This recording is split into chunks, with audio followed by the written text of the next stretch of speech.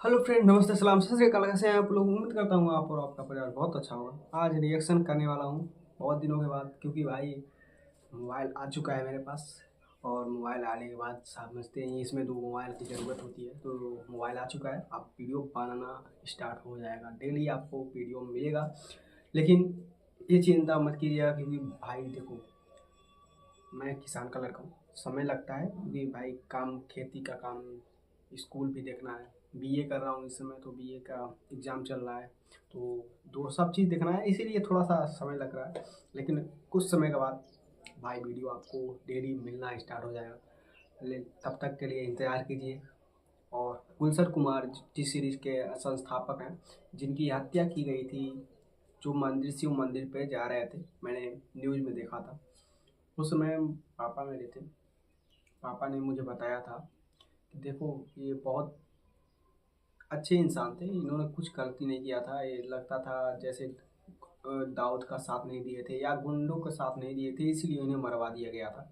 तो आज reaction start करते हैं बिना किसी देरी। 12 अगस्त 1997 को मुंबई में ऐसा दिल दहला देने वाला हादसा हुआ कि न्यूज में ये खबर देखने के बाद एक बार के लिए तो बॉलीवुड वालों को विश्वास भी नहीं हो रहा था कि ऐसा कुछ हो भी सकता है। चलो 3D एनिमेशन की मदद से समझो। ये वो मंदिर था जिसमें फेमस टी सीरीज कंपनी के मालिक गुलशन कुमार सुबह 10 बजे पूजा करने पहुंचे थे। लेकिन दिक्कत वाली बात ये थी कि मंदिर के जस्ट साइड में ये जो धूप छाया अपार्टमेंट है, इस अपार्टमेंट के जस्ट सामने एक नाई की दुकान थी और उस दुकान पर ही अंडरवर्ल्ड डॉन दाऊद इब्राहिम द्वारा भेजे गए 3 गैंगस्टर्स मौजूद थे। खैर 15 मिनट बाद 10:15 बजे मंदिर से बाहर आकर गुलशन कुमार साइड वाले धूप छाया अपार्टमेंट के बाहर पार्क्ड अपनी गाड़ी की ओर बढ़ने लगे। वैसे ही तीनों में से एक शूटर ने गुलशन कुमार की कनपट्टी पर बंदूक रखी और बोला, बहुत कर ली पूजा, अब मरने के बाद करना। इसके बाद डॉन दाऊद इब्राहिम के शूटर्स ने वहां पर जो मौत का तांडव किया, वो 3D एनिमेशन की मदद से देखकर आपके होश उड़ जाएंगे। अगले कुछ मिनटों में इन तीनों ने 16 गोलियां गुलशन कुमार में दाग दी और पूरी दुनिया को बस एक सवाल के साथ टूटा हुआ छोड़ दिया। सवाल बस इतना सा कि आखिर गुलशन कुमार को डॉन दाऊद इब्राहिम ने क्यों मरवाया। 3D एनिमेशन की मदद से आज गुलशन कुमार की पूरी कहानी तो समझेंगे ही, लेकिन उसके अलावा मेरी सबसे बड़ी कोशिश ये रहेगी कि आपको ऐसा फील होगा कि टी सीरीज के फाउंडर गुलशन कुमार के साथ हुए सभी इंसिडेंट्स के दौरान आप वहां पर खुद मौजूद थे।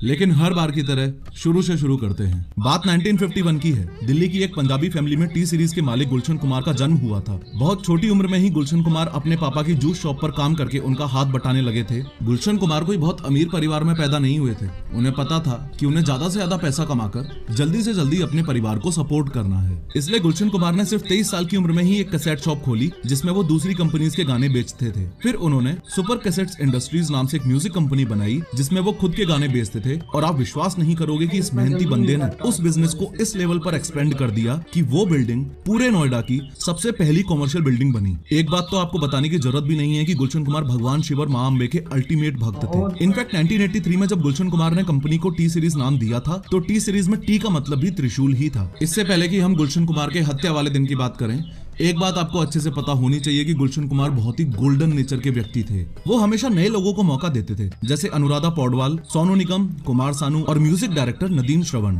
ये नदीम श्रवण का जो डुओ है, इसमें ये जो नदीम सैफी है, इसको ध्यान से देख लो और दिमाग में रिकॉर्ड कर लो। रिपोर्टेडली ऐसा बोला जाता है कि इसने ही गुलशन कुमार को मरवाया था। आगे देखेंगे कैसे। गुलशन कुमार अपने कल्चर को काफी फॉलो करते थे और अलग अलग मंदिरों में डोनेशन भी किया करते थे। यहाँ तक कि उन्होंने वैष्णो देवी मंदिर में भंडारा भी स्टार्ट करवाया था, जो आज भी उन्हीं के नाम से होता है। गुलशन कुमार इतने सॉफ्ट थे कि पिंजरे में बंद बर्ड्स को खरीदकर उड़ा देते थे। रास्ते में कोई जानवर मर जाता था तो उसकी बॉडी को खुद दफनाते थे। ये बात इतनी आसानी से हजम नहीं होती ना कि जिस बंदे ने पूरी जिंदगी दूसरों का भला किया, गैंगस्टर्स ने मिलके उसी को मार दिया। अगले 2 मिनट इस वीडियो के बहुत ज्यादा इंपॉर्टेंट है। बस ध्यान से एक बार समझ लो कि गुलशन कुमार की हत्या का 1990 में रिलीज हुई आशिकी मूवी से क्या कनेक्शन है। ये देखो आपकी स्क्रीन पर ये बहुत ही टैलेंटेड म्यूजिक डायरेक्टर नदीम और श्रवण है। टी सीरीज ने फिल्म आशिकी के गाने कंपोज करने का मौका दिया एक उभरती हुई जोड़ी को, जो थी ये नदीम श्रवण की। इस मूवी के गानों की 20 मिलियन कॉपीज बिकी और इस सफलता की वजह से टी सीरीज के सारे गानों में ऑलमोस्ट नदीम श्रवण का ही म्यूजिक चलता था। बहुत बढ़िया म्यूजिक डायरेक्टर बनने के बाद नदीम ने गाना गाने की भी सोची। नदीम म्यूजिक डायरेक्टर तो अच्छे थे, पर गाने के मामले में उनका हाथ थोड़ा तंग था। इनफैक्ट गुलशन कुमार ने नदीम को सलाह भी दी कि तुम गाना मत गाओ, पर वो माने नहीं।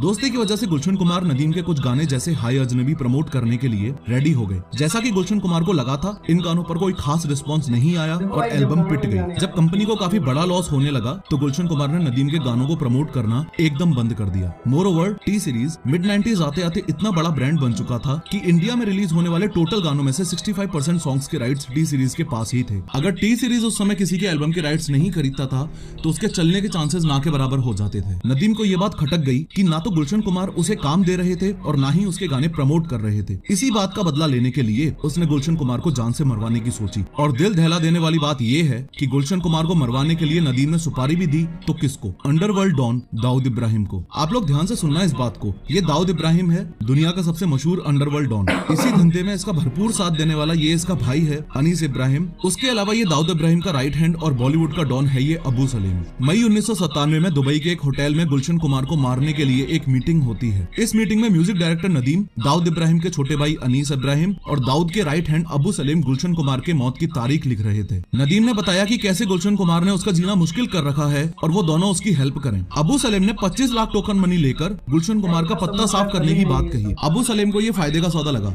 क्योंकि वो म्यूजिक इंडस्ट्री के सबसे बड़े स्टार को मारकर अंडरवर्ल्ड में और ज्यादा मशहूर होना चाहता था। अबू सलीम गुलशन कुमार की लाइफ के लास्ट चैप्टर की प्लानिंग एकदम फुल प्रूफ करना चाहता था। इसके लिए उसने गुलशन कुमार के हर दिन के हर मिनट की इंफॉर्मेशन निकलवाई। गुलशन कुमार कब खाना खाता है, कब जागता है और यहाँ तक कि कब टॉयलेट जाता है। ध्यान रहे कि ये सब मैं अपनी मर्जी से नहीं बोल रहा, ये सारी बातें एज इट इज इस बुक में लिखी हुई हैं, जिस बुक का नाम है my name is Abu Salim. ये बुक उस समय के बहुत ही famous investigative journalist S Hussain Zaidi ने लिखी थी। खैर, अबू सलीम एक साइकोपैथ की तरह गुलशन कुमार को 5 अगस्त 1997 को पहली बार कॉल करता है। शॉकिंगली उस कॉल में वो 10 खोखा यानी कि 10 करोड़ की फिरौती मांगता है। साथ ही ये भी पूछता है कि वो नदीम के गाने प्रमोट क्यों नहीं कर रहा है। जनरली ऐसे ब्लैकमेल कॉल्स को लोग पुलिस को रिपोर्ट करते हैं, लेकिन बहुत अजीब बात है कि ये बात गुलशन कुमार के भाई किशन कुमार ने उन्हें बहुत समझाई कि भाई पुलिस को बता दे। फिर भी गुलशन कुमार ने ये 10 करोड़ की फिरौती वाली बात पुलिस को नहीं बताई। 9 अगस्त को फिर से अबू सलीम का कॉल आया और फिर से फिरौती मांगने पर गुलशन कुमार ने कहा, तुम्हें पैसे देने से अच्छा है कि मैं वैष्णो देवी में भंडारा करवा दूंगा। क्योंकि गुलशन कुमार इतने बड़े अंडरवर्ल्ड डॉन से डर नहीं रहे थे, इसलिए अबू सलीम का ईगो हर्ट हो गया और ये बहुत बड़ी दिक्कत वाली बात बनी। गुलशन कुमार के पूरे शेड्यूल को सही से एनालाइज करने के बाद अबू सलीम ने वो मौका ढूंढ ही लिया जब वो अपने काम को अंजाम दे सकता था। और उस मौके के बारे में हम बात करें उससे पहले कुछ इंपोर्टेंट लोकेशंस को भी अच्छे से समझ लो। ये है गुलशन कुमार का घर जो कि मुंबई के लोखंडवाला कॉम्प्लेक्स में है। यहाँ से 4 किलोमीटर दूर अंधेरी वेस्ट के जीत नगर में है ये जीतेश्वर महादेव मंदिर, जहाँ गुलशन कुमार रोज पूजा करने जाते थे। और मंदिर से लगभग 5 किलोमीटर दूर है ये कूपर हॉस्पिटल, जहाँ गोलियां लगने के बाद गुलशन कुमार को ले जाया गया। अब आपने लोकेशंस को सही से समझ लिया है तो इस केस को समझने में और भी मजा आएगा। जिस मौके की हम बात कर रहे थे वो मौका था गुलशन कुमार का काम पर जाने से पहले अंधेरी के इस जीतेश्वर महादेव मंदिर में पूजा करने जाना। मंदिर की लोकेशन और माहौल अबू सलीम के शूटर्स को हत्या करने के बाद भाग जाने के लिए इजी लग रहा था। आप लोगों के सामने डेट्स को लेकर क्लैरिटी भी मैं अभी से ही रखना चाहता हूँ। गुलशन कुमार के पास पहली धमकी का कॉल 5 अगस्त 1997 को आया था, दूसरी धमकी का कॉल 9 अगस्त 1997 को आया था और फाइनल अटैक आज के दिन यानी 12 अगस्त 1997 को हुआ था। खैर, फाइनली आज 12 अगस्त 1997 को दिन है मंगलवार का और किसी आम दिन की तरह ही गुलशन कुमार अपने काम पर जाने के लिए तैयार हो रहे हैं। उन्होंने व्हाइट कुर्ता और व्हाइट चप्पल पहनी है। घर से मंदिर जाने के लिए गुलशन कुमार अपनी मरून कलर की मारुति एस्टीम में अपने ड्राइवर रूपलाल सरोज के साथ निकलते हैं। उनकी गाड़ी सुबह 10 बजे जीतेश्वर महादेव मंदिर के बाहर आकर रुकती है। हमेशा की तरह उनका ड्राइवर कार को मंदिर से 6 फीट दूर धूप छाया अपार्टमेंट के बाहर पार्क करता है और गुलशन कुमार गाड़ी से उतरकर मंदिर में जाने लगते हैं। जैसे ही 15 मिनट बाद गुलशन कुमार मंदिर से बाहर आते हैं तो उनका ड्राइवर रूपलाल उनसे रोज की तरह ही पूजा की थाली ले लेता है। इससे पहले कि गुलशन कुमार पर हमला हो, 3D एनिमेशन की मदद से आप अच्छे से समझ लो कि गुलशन कुमार इस मंदिर में गए थे। इसके जस्ट साइड में ये धूप छाया अपार्टमेंट है, उसके जस्ट सामने ये गाड़ी खड़ी हुई है, उसके बाद रोड को क्रॉस करके यहाँ अपार्टमेंट के सामने देखो, इधर ये नाई की दुकान है जिसमें तीनों शूटर्स बैठकर गुलशन कुमार के मंदिर से बाहर आने का इंतजार कर रहे हैं। ये तीनों ही अबू सलीम के बंदे हैं जिनको गुलशन कुमार को मारने का काम सौंपा गया था। इन तीनों में से ये वाला है अब्दुल रऊफ उर्फ दाऊद मर्चेंट, ये वाला है अब्दुल राशिद और तीसरा वाला है अनिल शर्मा। जस्ट अभी आपने नोटिस किया कि 3D एनिमेशन की मदद से किसी भी हार्ड कॉन्सेप्ट या इंसिडेंट को समझना कितना इजी है। अगर आप भी ऐसी 3D एनिमेटेड वीडियोस बनाना सीखना चाहते हो तो master 3D with professor premium training programme अभी के अभी ज्वाइन करो। 3D कोर्स एडमिशन फीस पर ह्यूज डिस्काउंट के लिए पिन कमेंट और डिस्क्रिप्शन में दी गई लिंक्स को क्लिक करो। खैर, जैसे ही गुलशन कुमार अपनी कार के पास पहुंचे, उनके पीछे से अब्दुल रऊफ ने उनकी कनपट्टी पर गन तानी और बोला, बहुत कर ली पूजा,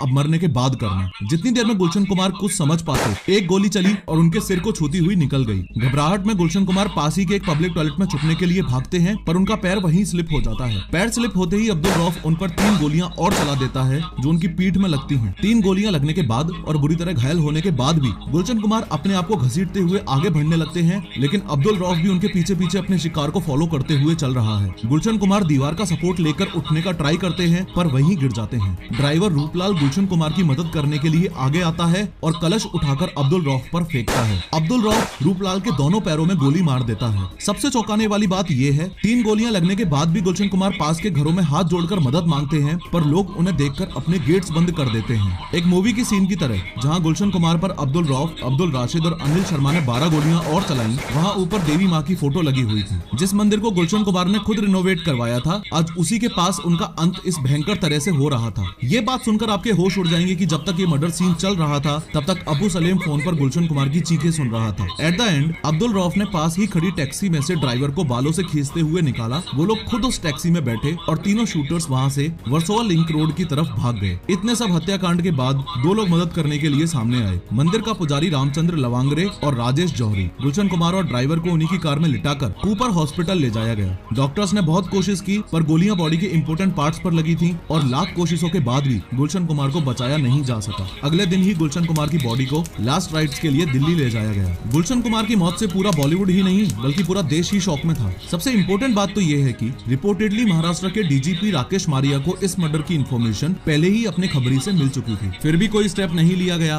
और ना ही इस हत्याकांड को रोका जा सका।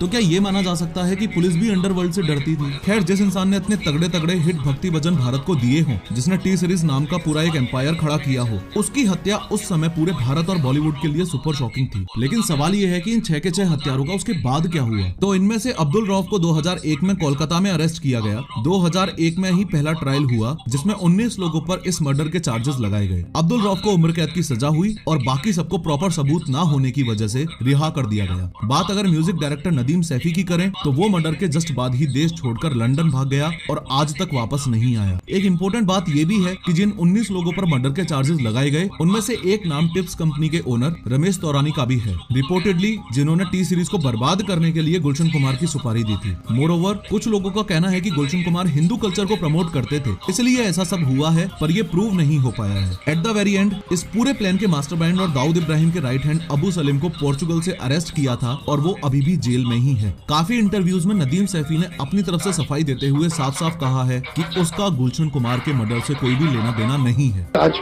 इसको खुलासा मैं करना चाहता हूँ कि मैं कभी न भागा हूँ और न मैं कोई ऐसी कोई जुर्म किया जिसके लिए मुझे इस तरह की जो है वो सजा मिलने की खैर, इस वीडियो पर क्लिक करके ध्यान से समझो कि दुनिया के सबसे बड़े यूट्यूबर मिस्टर बीस्ट को ऐसी कौन सी रेयर डिजीज है जिससे उसको डेडली कैंसर होने के और उसकी जान जाने के पूरे चांसेस हैं। जानते हो, गुलशन कुमार किसी का बुरा नहीं चाहते थे, कभी किसी का बुरा नहीं किए हैं। तो वीडियो में हमने 3D में देखा है अभी तो भाई उनको मारने का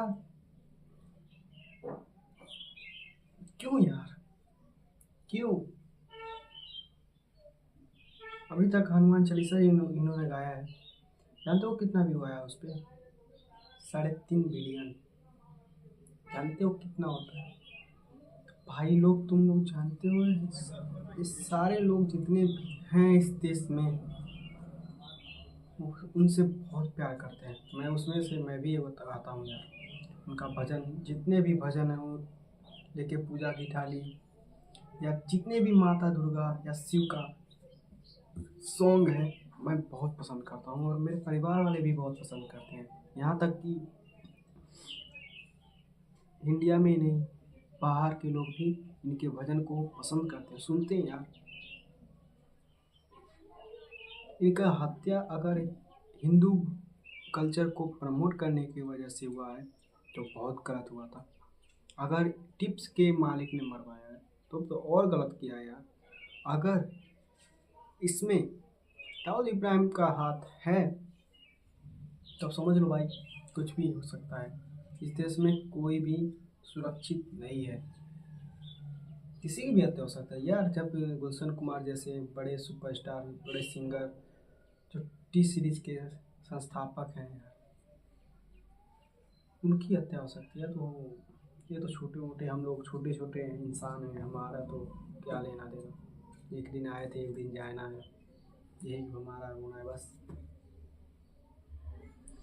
नहीं, आपको क्या लगता है इस वीडियो को देखने के बाद? आप मुझे कमेंट में ज़रूर बताइएगा नेक्स्ट वीडियो किस टॉपिक पर चाहिए मुझे कमेंट में ज़रूर पिन कीजिएगा और नेक्स्ट वीडियो का इंतज़ार कीजिए। तब तक के लिए नमस्ते, सलाम, सत श्री अकाल। चलते हैं नेक्स्ट वीडियो का इंतज़ार कीजिए।